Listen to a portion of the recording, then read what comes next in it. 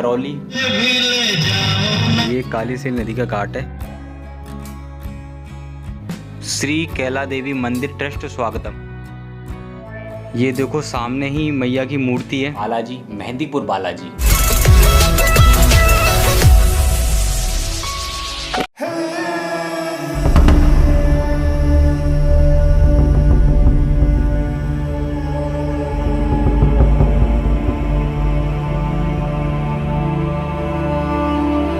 भूत पिशाच निकट नहीं आवे, महाबली जब नाम सुनावे।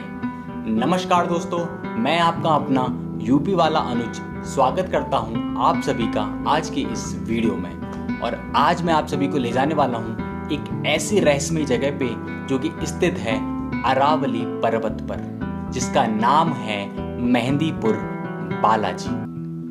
भगवान हनुमान जी के 10 सिद्ध पीठों में से एक माना जाता है मेहंदीपुर बालाजी। ऐसा माना जाता है कि भगवान हनुमान जी आज भी यहाँ पर जागृत अवस्था में विराजित हैं। आज मैं आपको मेहंदीपुर बालाजी से जुड़ी हुई एक एक ऐतिहासिक चीज बताऊंगा और साथ में ये भी बताऊंगा कि यहाँ पर कैसे भूतों की अर्जी लगती है और कैसे मनुष्य से भूतों को अलग किया जाता है। और साथ में ये भी बताऊंगा कि मेडिकल साइंस इस बारे में क्या सोचती है। सो बने रहिए आज की इस वीडियो में। चैनल अगर आपने सब्सक्राइब नहीं किया तो सब्सक्राइब कर लीजिए और वीडियो कर दीजिए लाइक। तो चलिए चलते हैं मेहंदीपुर बालाजी।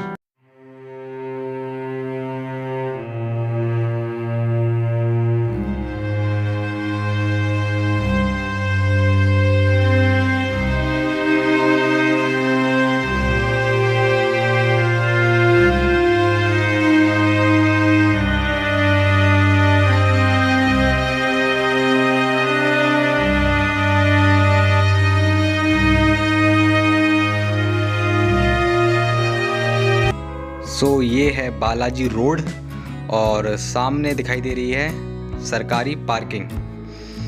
अगर आपकी कार वगैरह कुछ भी है तो यहाँ पे आप सरकारी पार्किंग में पार्क कर सकते हो। और बहुत जगह यहाँ पे एक इस साइड है और एक इस साइड है, लेकिन यहाँ से मंदिर बहुत दूर है। लगभग 1 किलोमीटर के आसपास यहाँ से मंदिर है। सो आगे ही पार्क करो तो बढ़िया है। कोई प्राइवेट पार्किंग मिल जाएगी, क्योंकि फिर यहाँ से पैदल बहुत आगे चलना पड़ेगा मंदिर के लिए। अगर आप पैदल चल सकते हो तो कोई बात नहीं, यहाँ पे आप सरकारी पार्किंग में भी अपनी गाड़ी पार्क कर सकते हो।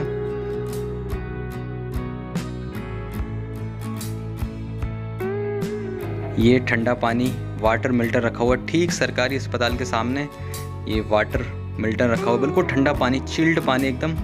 और सबसे बढ़िया बात मुझे यही लगी यहाँ पे अभी कि राजस्थान जैसी इतनी गर्मी में जहाँ पानी खरीद के पीना पड़ता है, और ठीक सरकारी अस्पताल सामने यहाँ पे आपको पानी फ्री में मिल रहा है, और वो भी सफाई से।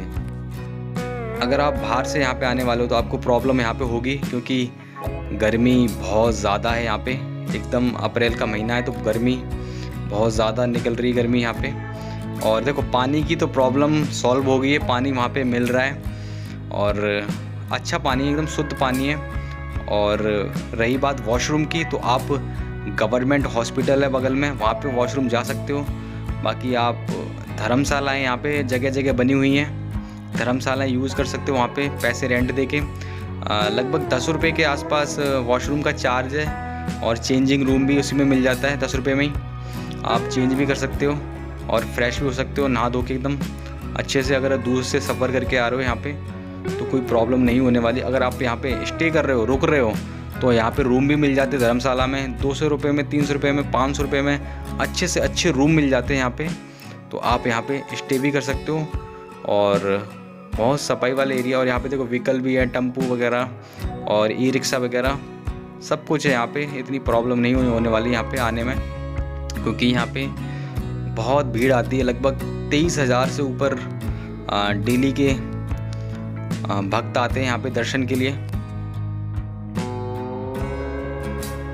मेहंदीपुर बालाजी।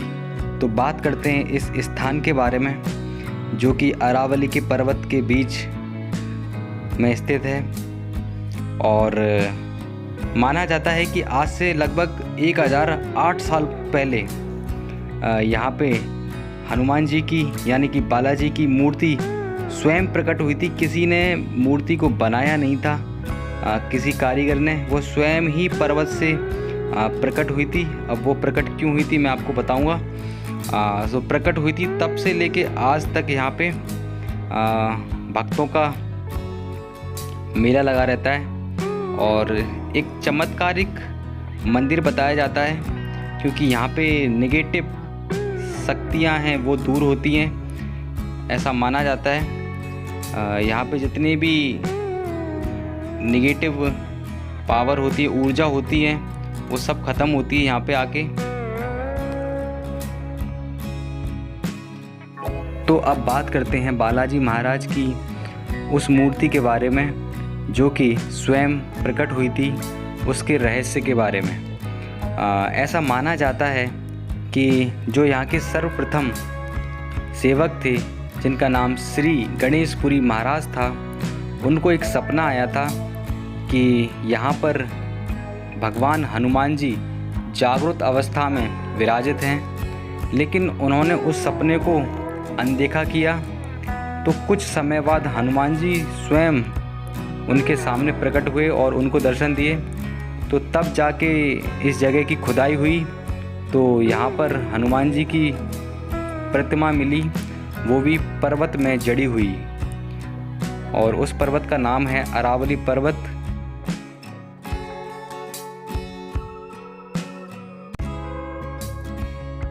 तो बालाजी महाराज की मूर्ति एक पर्वत का ही अंग है, और बाकी मूर्ति के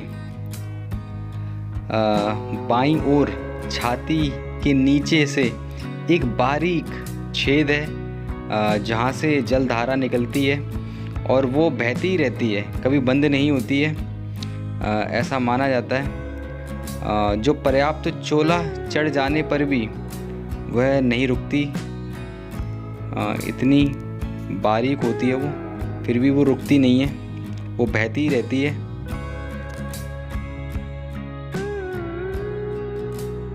सो बस अब हम लोग आने वाले हैं, सामने दिख रहा है मंदिर।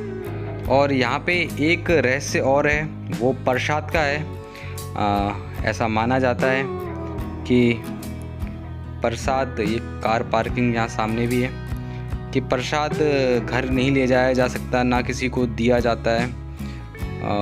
उसके बारे में आपको बताऊंगा, उसके बारे में बात करेंगे।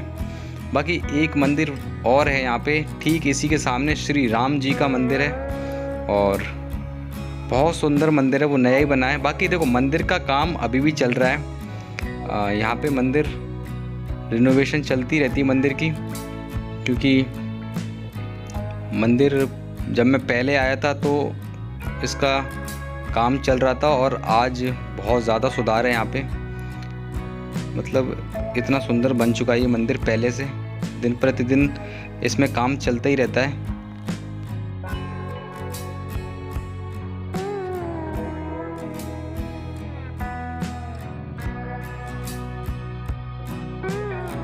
सो ये सामने वाला ही है बालाजी महाराज का मंदिर, और यहीं कहीं से एक पर्वत के लिए रास्ता गई है जहाँ पर माँ अंजनी जी का मंदिर है। वहाँ पे भी मैं आपको ले जाऊँगा नेक्स्ट वीडियो में। और अभी मैं आपको दर्शन कराने वाला हूँ बालाजी महाराज के, और इसके ठीक सामने श्री राम जी का और सीता मैया का मंदिर है, वो भी मैं दिखाऊंगा। वो बहुत ज़्यादा सुंदर है अंदर से। अगर वीडियोग्राफी अगर अंदर अलाउ हुई तो मैं आपको पक्का वो मंदिर ज़रूर दिखाऊंगा, आप एक बार देखना, बहुत ज़्यादा सुंदर मंदिर है। अभी इतनी भीड़ नहीं है यहाँ पे।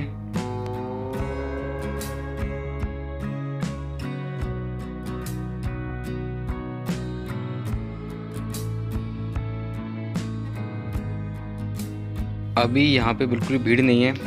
आप यहाँ पे अक्टूबर के महीने में या फिर बूढ़ा मंगल बोलते हैं, जो बड़ा मंगल बोलते हैं, तब आओ। यहाँ पे पैर रखने की जगह नहीं होती है, इतनी भीड़ होती है। ये देखो यहाँ पे बैठे हुए हैं सब लोग मंदिर के बाहर, और ये मंदिर है सामने। बहुत सुंदर हो गया अब तो मंदिर पहले से। अभी भी लगातार इसमें काम चलता ही रहता है, चलते रहता है। तो अभी सबसे पहले हम लोग इस मंदिर में जाएंगे जो कि श्री राम और सीता मैया का मंदिर है। अगर कोशिश करूँगा पूरी वीडियो अंदर बनाने की। सामने मूर्ति है श्री राम जी की और सीता मैया की। बाकी आप मंदिर देखो, अभी भी काम चल रहा है। बहुत सुंदर मंदिर बनाया है ये। इसी के सामने ठीक ये बालाजी महाराज है, मूर्ति दिखाई दे रही है सामने ही। यहाँ से सब दर्शन कर रहे हैं। और ये देखो बहुत बड़ा मंदिर है ये, पीछे तक लेके वहाँ तक बहुत बड़ा मंदिर है।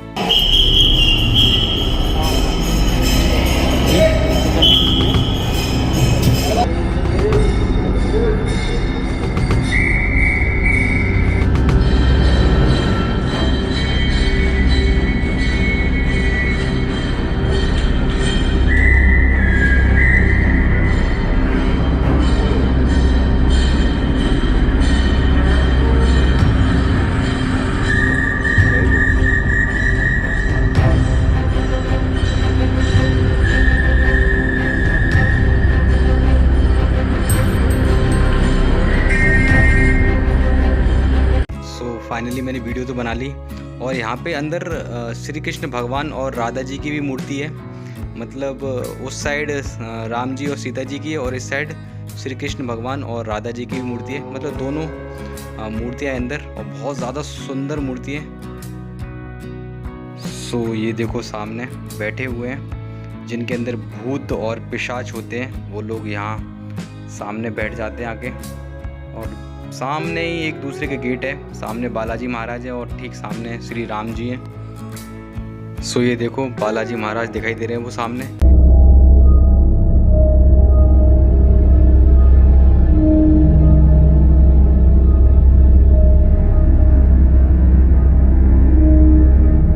यही वो मूर्ति है, वो पीले कलर में, जो कि पर्वत में जड़ी हुई है। हाँ, ऐसा माना जाता है कि ये मूर्ति गायब भी हो गई थी, क्योंकि कुछ लोगों ने ये अंधविश्वास माना था। तो इस वजह से बालाजी महाराज रूठ गए थे और फिर वो मूर्ति दिखाई देना बंद हो गई थी। लेकिन फिर सब लोगों ने माफ़ी मांगी थी, फिर उसके बाद ये मूर्ति फिर दर्शन दिए बालाजी महाराज की मूर्ति ने। सो अभी हम लोग जा रहे हैं प्रसाद लेने और उसके बाद अंदर जाएंगे। यहाँ का माहौल एकदम शांतपूर्वक है, एकदम डरावना है। और जालियाँ लगी हुई चारों तरफ और इस जालियों में धागे बंधे हुए हैं। जो भी पहली बार अगर अंदर जाएगा ना, वो सच में डर जाएगा अंदर, जो भी कमज़ोर हार्ट का होगा। और यहाँ से एंट्री है सामने से, लेकिन उससे पहले प्रसाद लेना है। ये लोग अंदर जा रहे हैं ना, यहीं से एंट्री है। उससे पहले हाथ पैर धुल लें। ये ठीक मंदिर के गेट के सामने ही लगा हुआ है ये टंकी।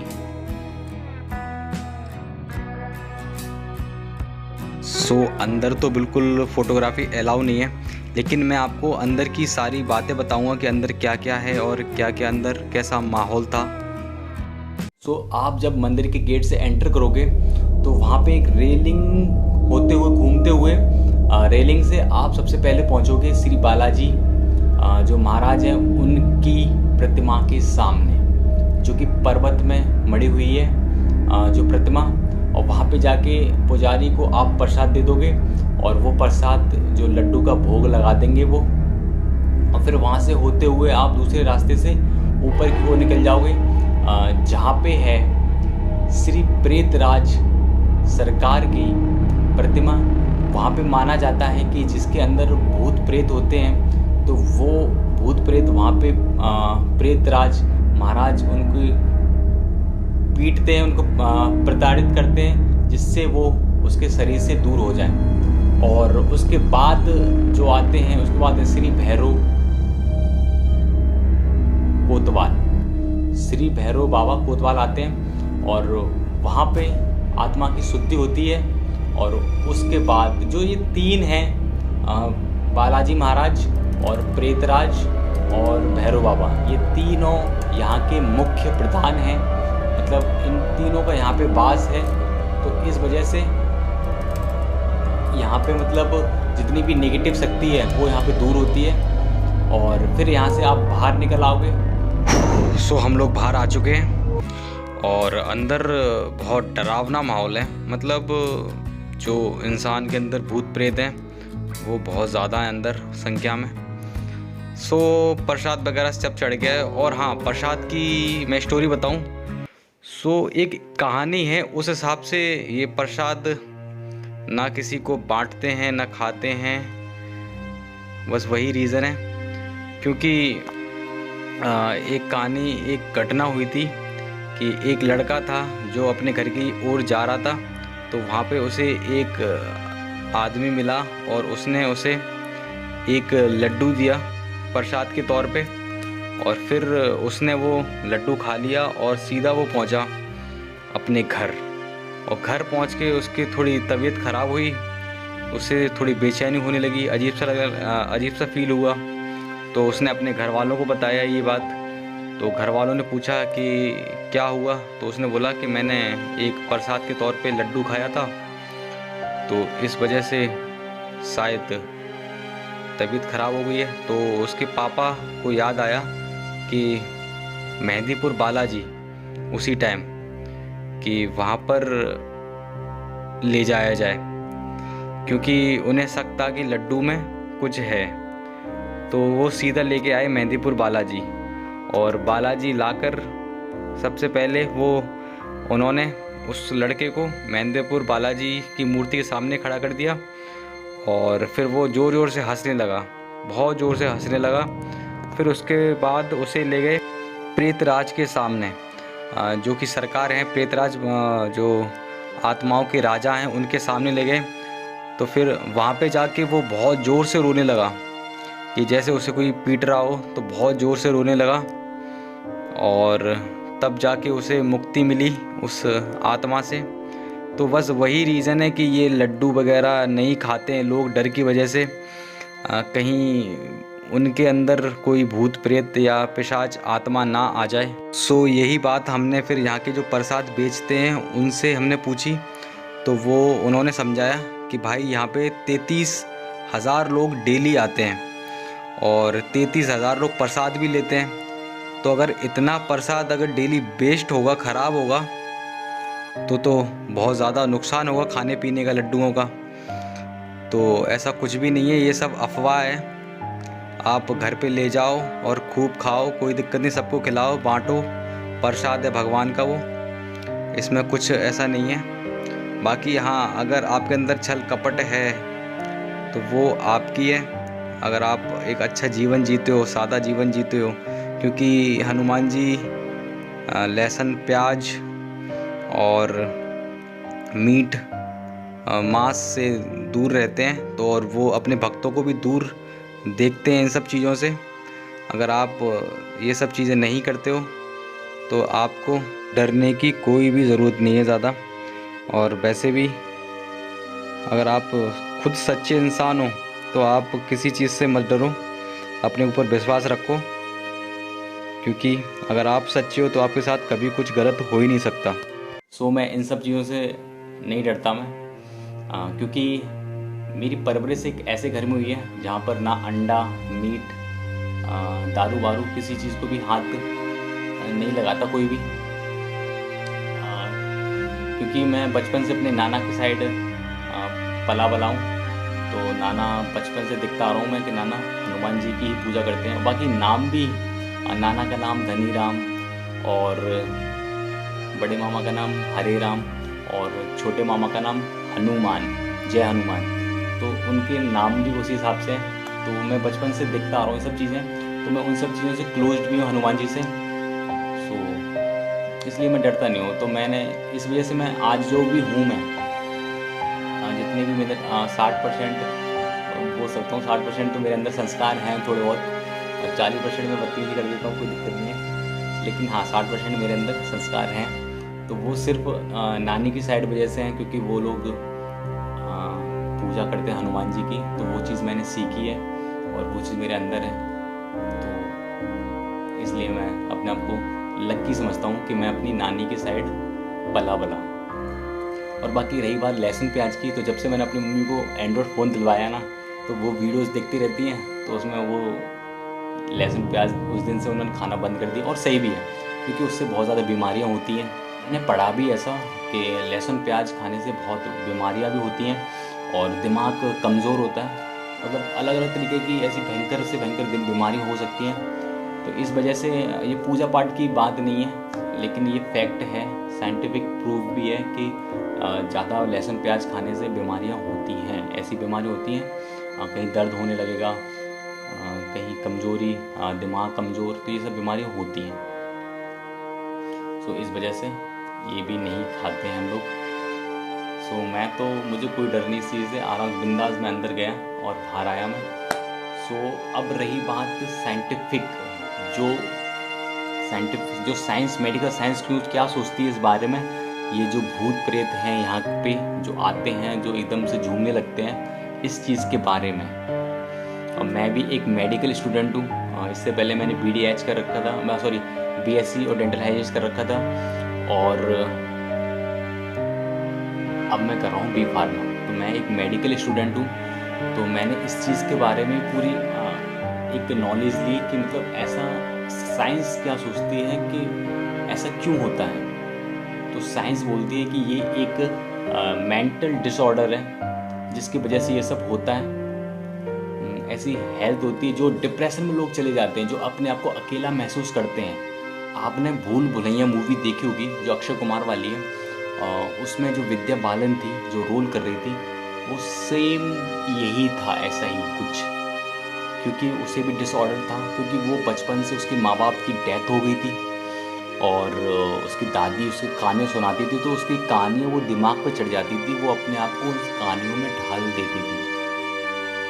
वही डिसऑर्डर होता है ऐसा कि जो लोग बचपन से टॉर्चर किए जाते हैं या फिर डिप्रेशन में रहते हैं, अकेलापन सहजते हैं, वो परेशान हो जाते हैं मेंटल से, दिमाग परेशान हो जाता है उनका दिमाग थोड़ा, तो इस वजह से वो ऐसी हरकतें कर लेते। वो ऐसा नहीं वो जानबूझ के कर रहे हैं, वो खुद उनका दिमाग ये सब कर रहा होता है। और जैसे ये माहौल हो जाता है उस हिसाब से, जैसे ये भूत प्रेत का माहौल हो जाता है, तांत्रिक वगैरह करते हैं, तो फिर और ज़्यादा वो करते हैं, उनको बहलाते घुमाते हैं, भूत का वही कहानी में वापस ले जाते हैं ताकि वो समझे कि हाँ हम भूत हैं, हमारे अंदर भूत है। लेकिन ऐसा कुछ भी होता है, वो सिर्फ उनकी दिमाग की उपज होती है, ऐसा कुछ एक डिसऑर्डर होता है। और उसी हिसाब से लोग मतलब अकेले में बात करना, जैसे कि इसकी मतलब लक्षण होते हैं, अकेले में बात करना और अपने से बड़ा किसी को समझना नहीं और सिर्फ अपनी ही चलाना, ये सब चीज़ें इस डिसऑर्डर की पहचान है।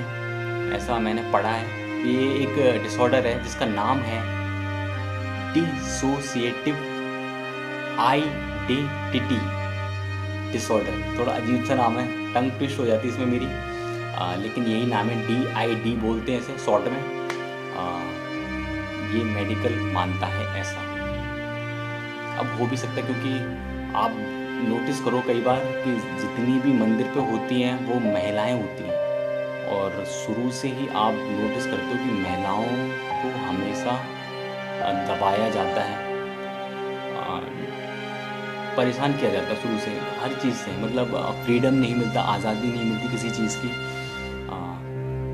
इस वजह से वो डिप्रेशन में चली जाती हैं और अपने मुताबिक दिमाग में अकेली हो जाती हैं वो दिमाग से, और फिर वो ऐसी कहानियाँ सुनती हैं और फिर उनका सारा एक ही हो जाता है फिर भगवान।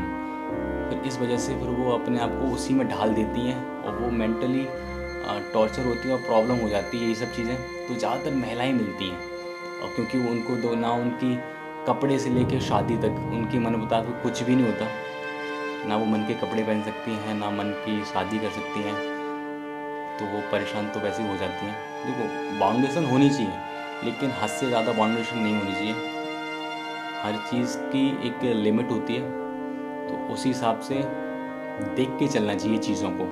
सो बस आज की वीडियो में यही था, और हो सकता है देखो शक्तियाँ हों, और हो सकता है कि डिसऑर्डर हो, बीमारी हो, कुछ भी हो सकता है। आपके पास खुद का एक पर्सनल दिमाग दिया है भगवान ने या किसी ने भी दिमाग दिया है, उसका यूज़ करो और सोचो कि क्या सही है क्या गलत। सबके पास आपका दिमाग है, सबके पास है अपना, आराम से सोचो और डिसाइड करो कि क्या चीज़ सही है क्या गलत है। दूसरों की बातों में मत आओ।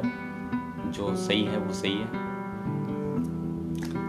सो आज की वीडियो में बस इतना ही, मिलते हैं नेक्स्ट वीडियो में, तब तक के लिए जय Hind, bye bye, love you, take care, keep smiling, think positive and keep supporting. मिलते हैं कहीं और क्या, कल मिलेंगे माता अंजनी जी के मंदिर पे, और मैं आपको दिखाने वाला हूँ 151 फुट की हनुमान जी की मूर्ति कल की वीडियो में। तब तक के लिए बाय, टेक केयर।